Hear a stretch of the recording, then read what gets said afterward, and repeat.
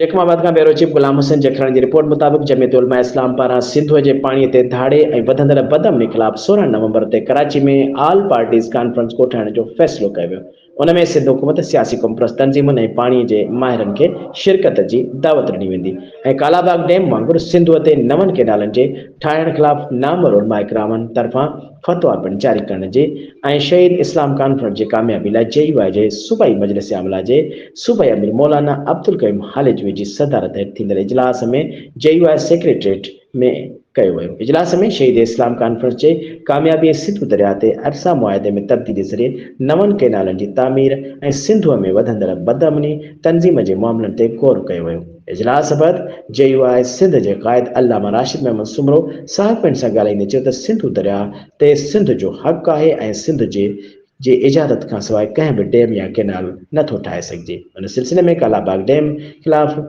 नाम उलमा इकरामनि जी फतवा मौजूदु आहे ऐं वधीक चयो त 16 नवंबर ते सिंध जे पाणी जे हक़नि ऐं अमन जे बुरी सूरत ते कराची में ऑल पार्टी सॾाइण जो फ़ैसिलो कयो आहे। हिकु कमेटी सूबाई नायब सदर वकार मोहम्मद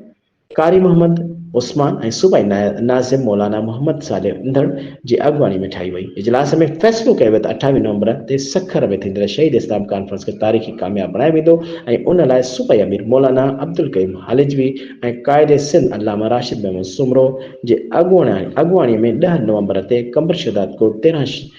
ते शिकारपुर 14 ते ख़ैरपुर मीर 17 ते कंधरकोट कश्मीर 18 ते सखर 19 ते खोटकी 20 जैकमाबाद 21 नवंबर ते लाड़काणो में सूबाई अॻुवान दौरा कंदा। इजलास में सैयद सिराज अमन शाह अमरोटी मौलाना मीर मोहम्मद मीरक मौलाना मोहम्मद साले इंदड़ मौलाना अब्दुल मालिक टालपुर डॉक्टर AG अंसारी मौलाना मोहम्मद रमज़ान फुलपुटो मौलाना मोहम्मद इसाक लगारी मौलाना मोहम्मद गयास ऐं मोहम्मद सलीम सिंधी हाजी मोहम्मद रफ़ीक सुमरो मौलाना अब्दुल हमीद महर समेत ॿियनि शिरकत कई ऐं पंहिंजा मशवरा पेश कया।